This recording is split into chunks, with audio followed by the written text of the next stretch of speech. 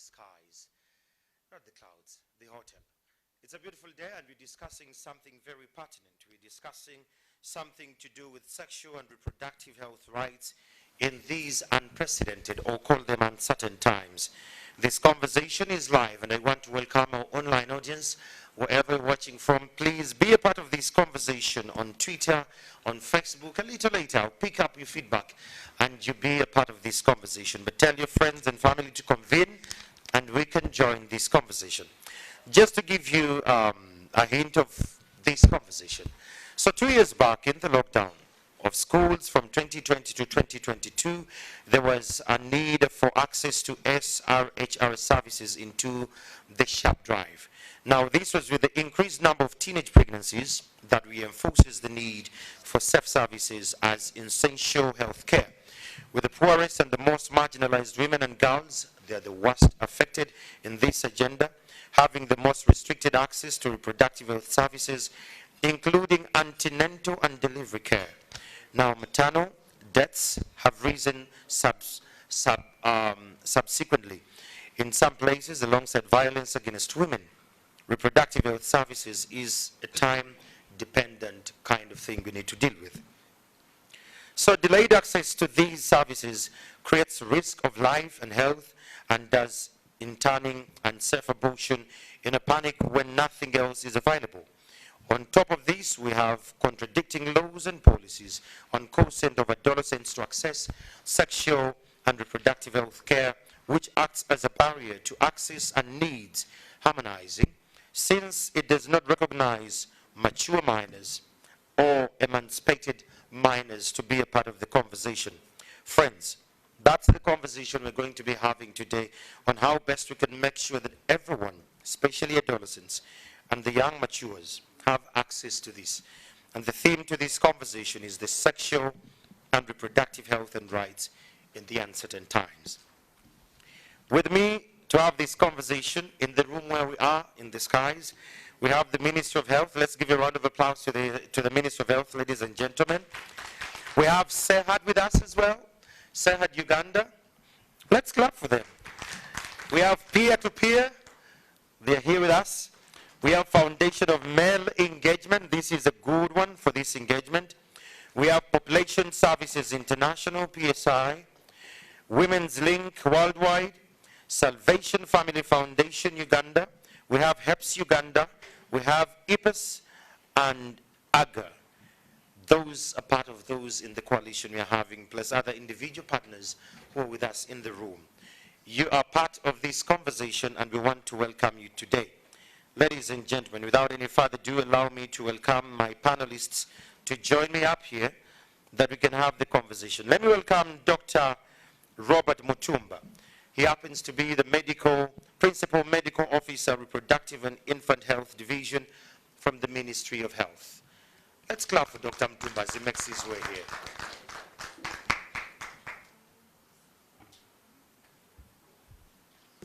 Dr. Mutumba.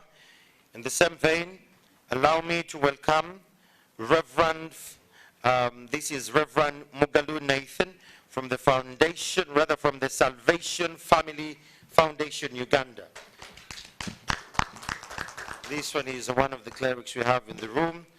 I have Honorable Ayebale Margaret, who will be joining us soon. And we have Rose Wachikona, who will equally join us for this conversation. Round of applause for Honorable.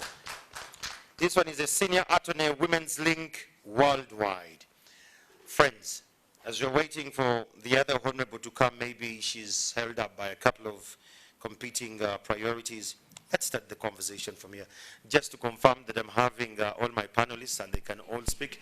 Good morning, Dr. Mugalu. Dr. Mutumba. Can you hear me? Let me request the tech team to help with the mics. You good?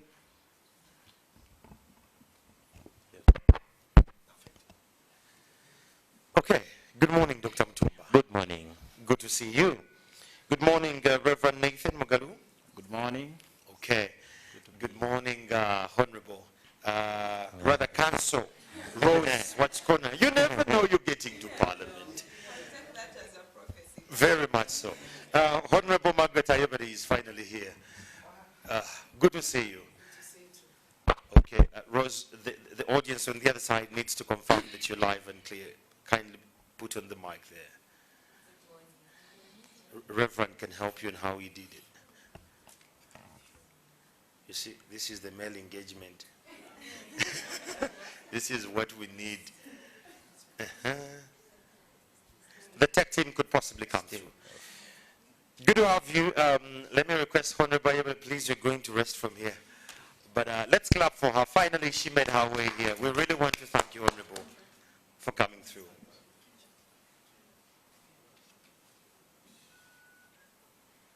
Yes, welcome.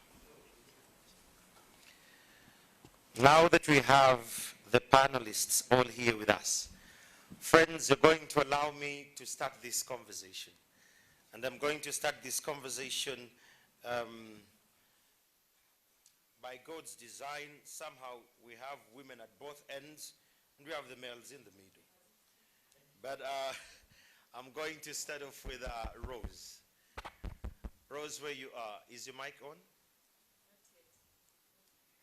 Okay, let me start with Reverend Nathan Mugalu as you're waiting for the others to actually get through.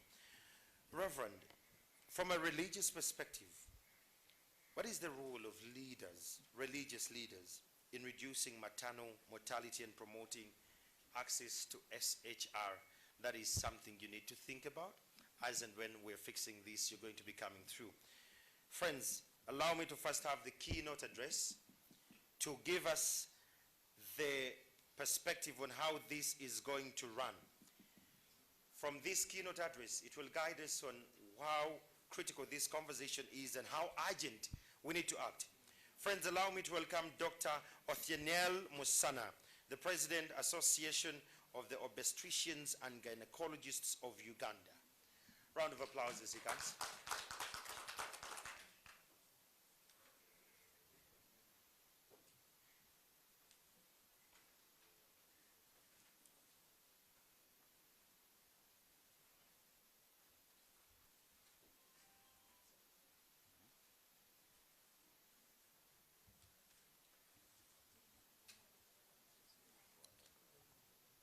Thank you very much, the Honorable MP, Woman MP, Honorable Ayebari. Good to see you again. Reverend Palirana, nice to meet you. Rose Achikona and Dr. Mutumba from the Ministry of Health. I am Othienel Musana, a doctor by profession, a gynecologist, usually treating cancers. I'm also the president of Obstetricians in Uganda. And I think I'll hold that position until next year when I hand over. I'm also a father of 3 daughters at the moment. Also a teacher.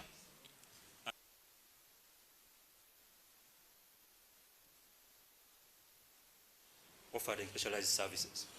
I'm also the overseas editor for the Indian Journal of Gyno-Oncology, which is the journal that looks at cancer care in India and all over the world. I have no conflict of interest to disclose.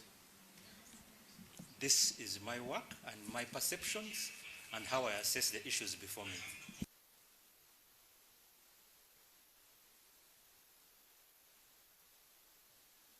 Topic, and I think, I hope I do justice and also provide the information that will not only provoke thoughts but also provoke action.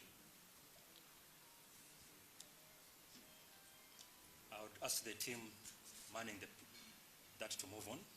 The next slide, please. So AOGU is having a conference and the theme is securing the reproductive health future of women in Uganda. It doesn't come from the president's thing of securing the future of Uganda, but it is securing reproductive health future. And of importance in that theme is something that we've neglected as obstetricians, I think, and as a country, as a community. And that conversation is around adolescent and teenage pregnancies, which is a very big issue, and it has sort of remained in the arena without adequate discussion. Next one. The more I assess this issue, I assess it from that perspective. when you see some of the pictures there, I'm a Christian, and the more I thought about this issue, the more I thought about the way we deal with adolescents and teenagers when they get pregnant. Most of the time we are stoning them. We are stoning the woman, stoning the girl, without actually providing solutions or empathy or help for these women. So, when we are faced with adolescents, what we normally see as doctors is that we are managing them from issues of complications. Adolescents are among the individuals or teenagers with pregnancies are among those who die because of delivery. And most teenagers between the age of 15, the most common cause of death is actually pregnancy related. So if you're 15 to 19 and you're pregnant, you likely die from pregnancy as compared to anything else. Then of course, in countries like Uganda, until I think recently, the policy was keep them out of school. And I think some schools are still enforcing keep them out of school. Then of course they have issues like obstetric fistula. They are still growing and their bodies are not yet ready for the role they have been put into, which is motherhood. Then of course preterm birth and stillbirth. Many of them lose their babies. However, also there is a big problem with this age group because many of their pregnancies are unintended. And therefore, the biggest chunk of them will end up in unsafe abortion or attempts to actually terminate the pregnancy with whatever means. If they don't attempt, then their families or the partners will force them to terminate that pregnancy. So an abortion becomes a big challenge here. I'll talk about the definitions. Sexual, reproductive, health and rights. So this is a state of complete physical, emotional, mental and social well-being. Not just absence of disease or dysfunction. So when we talk about sexual and reproductive health rights for these adolescents, they must be emotionally well, mentally well, socially well, not just treating medical complications. An adolescent in the medical terms as defined by WHO is somebody who is between the ages of 10 to 19. Now, this phase is very important. And this is a phase between childhood and adulthood. They're not children, they're not small adults. They are transitioning into a new phase of life. And if poorly managed, this is the phase where patterns of behavior are established that may affect both their current health, but also future health. So this phase is very chaotic, and if not well managed, leads to complications in health. Then there is the concept of young people. This is somewhere between 10 and 24 years as medical practitioners. That's what we use. Now there is something called adolescent fertility rate. Many of these adolescents are actually contributing to the pool of babies born in Uganda. And this is the number of births out of every 1,000 women aged 15 to 19. So you'll hear these terms over and over again. Adolescent fertility rate. What does it actually mean? Why focus on adolescents?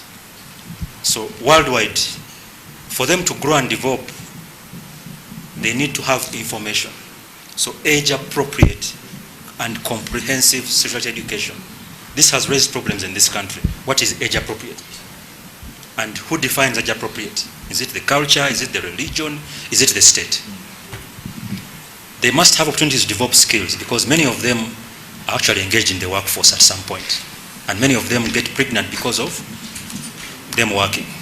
Then for us on the health sector, a lot of our biases make the services unacceptable, unequitable, inappropriate, and ineffective for them when they access. So the health workers, we have a role to actually help these women or young women. Then of course they need supportive and safe environments. When they come to the communities, we beat them up and safe. When they come to hospital, we beat them up. When they go to the courts of law, same thing. When they go to the police, same thing. So none of them are actually safe, and we must make safe environments. But also one important thing is that I have not had a program where adolescents, especially in policy making, where they're actually involved in decisions for their care and their well-being.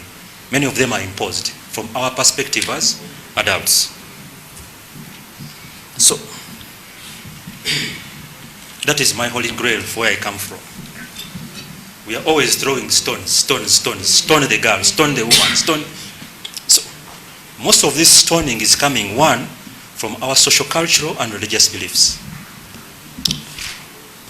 In terms of our culture, this is an abomination. And I know some culture used to throw them over something and kill them. Yes. From our religious perspective, we want to also condemn them. Poor access to information. So, I am a doctor, but I also know that my nurses and even doctors don't have information about sexuality. They're also depending on their social and cultural beliefs to define sexuality. Then we have sometimes restrictive laws and policies, and also provider biases and lack of confidentiality. So if someone tells me I'm having sex and I am 15, the first thing I'll do is call the parent and say, hey, your girl, you know, come and rescue. So that lack of confidentiality and bias also affects us as a barrier for them to actually thrive. Then limited information. We are getting info from everywhere, the media, social media, parents, colleagues, peer pressures, and a lot of this is wrong information.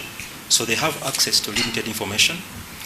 And of course, parental and partner control. In Uganda, many of the girls who are pregnant are actually living with a partner. So they are controlled by that partner. And that may lead to violence, IPV.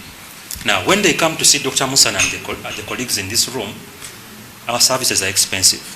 I live in Kampala, I think has about 12 universities, and many of those girls are around 18, 19. They cannot access even simple services in the hospitals. So access becomes unaffordable for them. So let me go now to the information, the real basic data that is actually bringing the problem. As I said, the more things change in Uganda, the more things remain the same. So it means we are doing something that is not effective to change what happens to this population of people. So the age of first sexual contact. If you look at the UBOS data, UDHS, if you compare women and men, nothing has changed. More girls are sexually active by the age of 15, which is almost twice the number as boys, the same age. And this number has not changed much over the years. In the last 2016, about 20% of the girls at the age of 15 have had sex before. When they make 18, legally they are now adults, but they are still adolescents or teenagers. Still nothing has changed. Economy has grown, more in school, UPE has come, USC has come, they are more in university, but nothing has changed. So by the age of 18, more than 64% of them are actually having sex or have had sex. If you look at the boys, less than 50%. So is there a problem with the girls or is there a problem with the boys? So much as we are targeting intervention towards the girls, they are still having the sex. So the problem is here to step likely.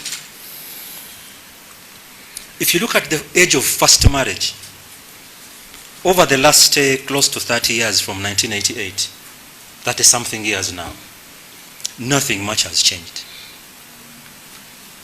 By the age of 15, as of 2016, 13 out of 100 girls, that is about 1 in 10, who are 15 or less, are actually married or living with a partner. By the time they are 18, 42 out of every 100 girls between the ages of adolescent girls below the ages of 19 are actually married. So 4 in 10. So if you count 10 girls, 4 of them are married, wherever you are in the country. So nothing has changed since 1988. Now if you look at fertility, this is a group which is contributing very well to our fertility rate. In Uganda, their pregnancies are significant in Uganda, despite the increase in interventions targeting ending teenage pregnancies. Now, between 1988, where it was 193 per 1,000, so out of every 1,000 girls, 193 would become pregnant. In 1998, that number has not changed much in 2016. So out of every 1,000 girls, 134 will become pregnant as teenagers. It means there is a problem. There is a big problem in this country. Of course, when you have sex, one of the most feared complications is HIV and STIs. And in Uganda, in 2004, the surveys done by UBOS showed that 4.3% of the girls who were sexually active between the ages of 15 and 24 actually had HIV. If you compare that to the boys, at 1%, that is 4 times that likely that a girl will have HIV at that time, 2004. If you look at it, 2011, when this last survey was done, 5% of the girls between that age group were actually HIV positive. So it actually went up, not down. Okay? And the boys, less than half of that number, of that percentages. So HIV remains a big problem in these young women, in our future mothers and the rest. Now, of course, as I've said, pregnancy and its complications remain the biggest killer for girls or for adolescents between the ages of 15 and 19. They won't die of malaria, they won't die of this, they will die of pregnancy as the number 1 killer. So it's of utmost importance that actually we intervene to reduce these deaths. The other problem we are finding is abortion. They are adolescents. None of them is planning to actually conceive. Very few of them actually have a planned pregnancy.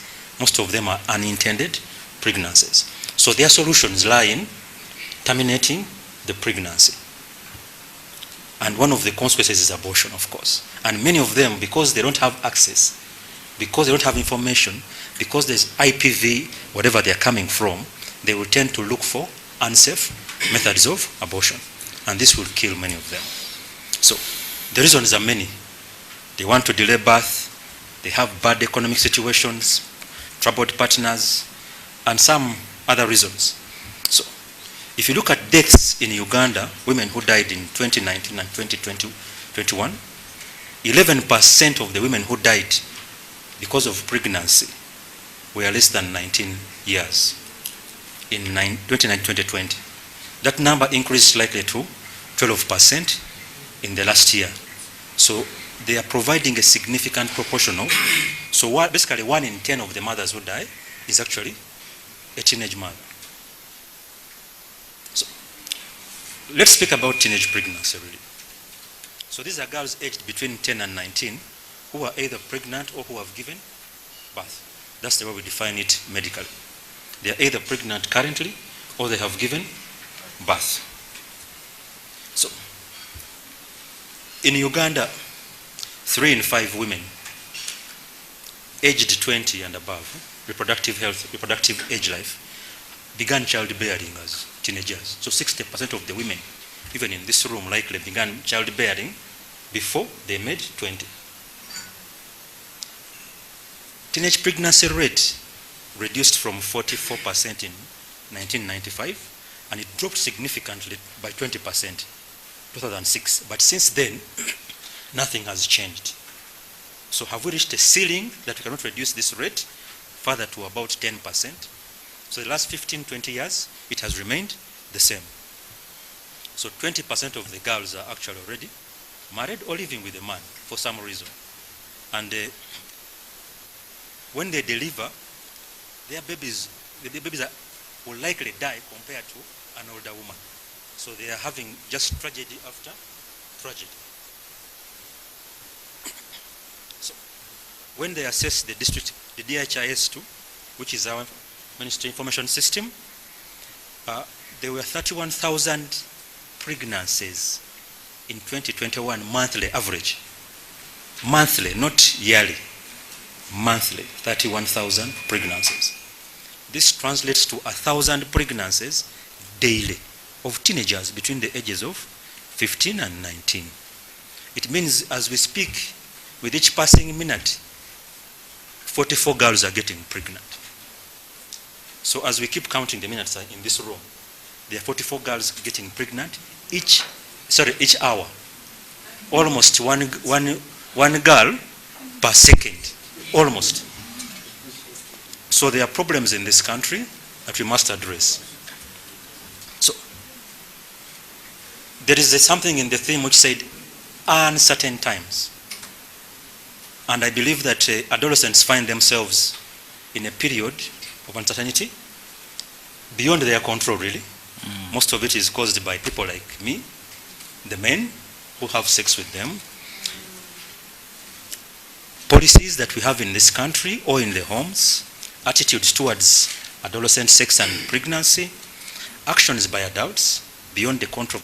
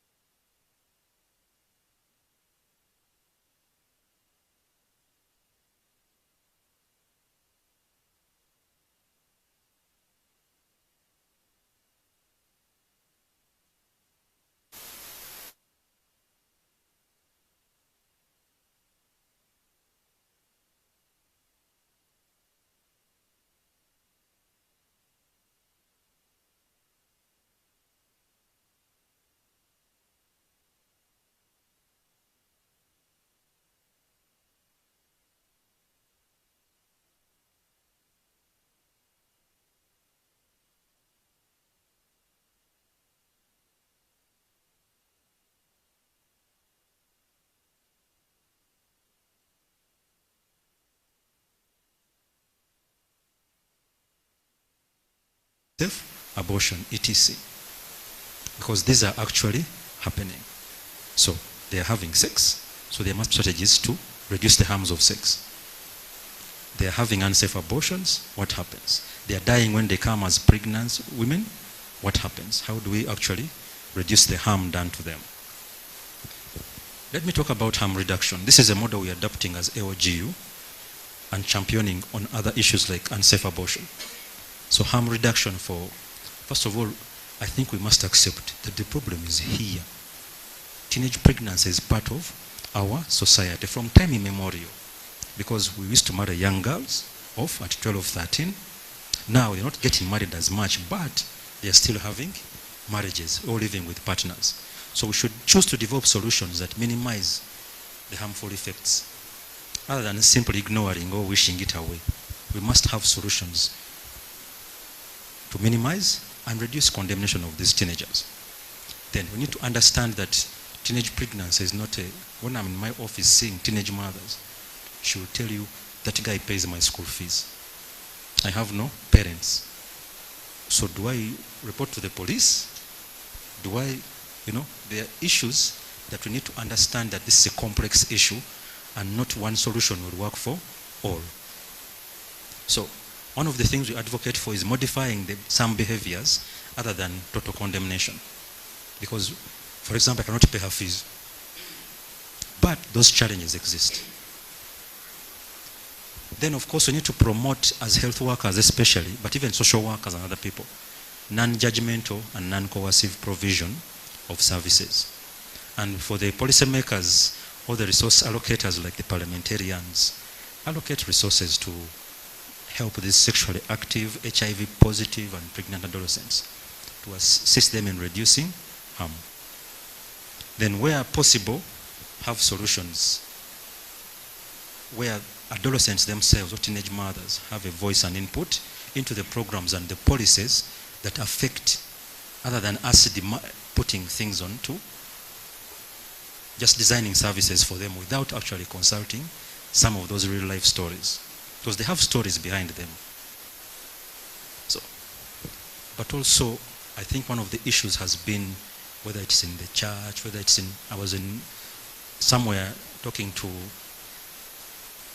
people like me who are hardcore religious people, and they told me, no, those are demons, just cast them out. But that was their perspective. They know there's a problem, but they are saying there is something wrong spiritually, which may be, but the problem is being minimized in some of those areas. When you come to the medics, there's no problem. Most of the women dying are those old women who are 40 coming to deliver. So we're trying to minimize a problem, and this causes harm. Then of course there's been some effort to reduce the harm, possibly by pressure and also by people rethinking. And I know there is a sexuality action framework. I had a chance to read this and I felt there's something missing. And then of course there is the revised guidelines for the prevention of teenage pregnancy in schools, in the school setting. However, because I manage teenagers, when you send them to school with a positive test, it is trouble. It is trouble. Then, primary prevention. I was in Rwanda a few months back, RFEB, and of course, those of us who are talking about abortion. There is an issue with primary prevention of abortion. And there is a contention around abstinence. So primary prevention means that before they start becoming sexually active. Now, what we found out in some research was that if you go to the universities, 50% of the girls have not had sex before. And many of them quote religious beliefs or morality or something. The other 50 have had sex. So it's half-half. So discouraging earlier onset of sexual behavior is an important intervention, especially with abstinence. But abstinence does not prevent pregnancy. That should be the key message. Abstinence delays the onset of sex. It may be primary abstinence where you've never had sex, or it may be a secondary form of abstinence. I say I will not have sex for 2 years. The challenge with the abstinence-only programs has been that during the time they are abstaining, what are the messages you're feeding them to empower them that when they have that opportunity or they have the threat of having the sex, how can they make informed choices? How can they flee from such situations? Or how can they have safe sex? So those three things. So abstinence never prevents pregnancy. It delays the inevitable. So in that time they're abstaining, what are you doing to empower this woman or this young girl? So sex education, keeping them in school are actually important interventions to help them make informed choices. Then of course secondary prevention. These are girls who are already having sex. Remember the 50-50. Now the challenge was that research was done among girls who are in school, not girls who are out of school. So adolescents already engaging in sexual behavior. Some of it is risky, and now they're experimenting a lot more. So part of it has to be to encourage the adolescent to reduce or stop the behavior. Recently I was seeing this video of a young girl on, I think, social media. I think S2. She looked like 14. She was saying, you must have seen that video. And I'm like, there must have been something to intervene to help that girl. Otherwise she'll get either HIV or she'll come back pregnant. Okay? Then we need to provide information and education on contraception, condom use, STIs. STIs are still a problem for these young girls. HIV prevention and screening. We must empower them with information. In our field, we sometimes give them emergency contraception. They've come, have had sex, they've been raped. Many of them have been raped either by relatives or by main parties. So you come, you have to provide them with it. Then of course you have to educate them on safer sex, where it is difficult to stop the sexual activity at the time. Now, I'll still end with the same message. The more things seem to change, the more things remain the same. The problem is going to exist. It may not go away. So how do we reduce the harm associated with that problem? Thank you.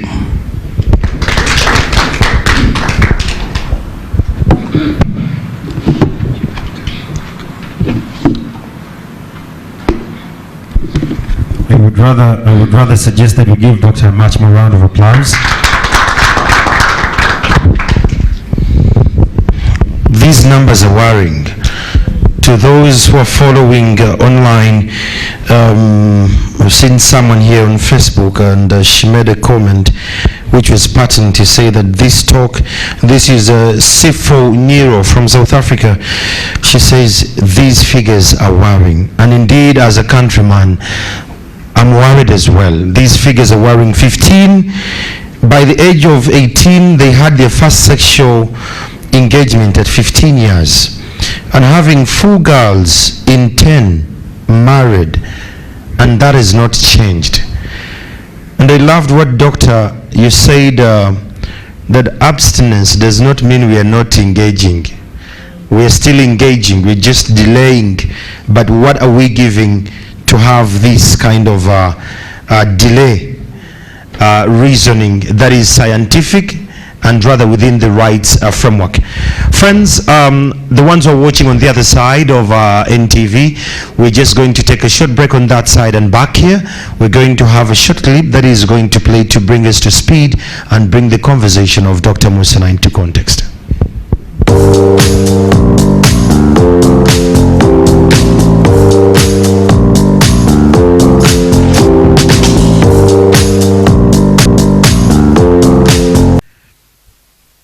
If I was not a strong person, Doctor, I would be extremely worried. But as a father, this worries me. As a male champion, this worries me. And as a youth leader, this worries me. And I want to start off from the church, because Dr. Musana said in the religious domain, they say these are demons that need to be casted out. And in some other domains, they say, no, don't worry about it. Even the medical practice. I want to start off with Reverend Nathan from Family Salvation Foundation. What is the role of the religious leaders in reducing maternal mortality and promoting access to SRHR services across the country? Thank you, dear Andrew, and dear viewers. Reverend Nathan Mugalu here, Executive Director, Family Salvation Foundation, Uganda, but also the President of the International Religio-Cultural Forum on Health. Yes, statistics are too worrying, and these realities are actually jeopardizing the development and transformation of our communities. Now, in most cases, when we speak about religion and culture, I've always maintained it that Africans are notoriously religious. In a way, they have something that they believe in, and in this case, this is the church. These are faith-based institutions.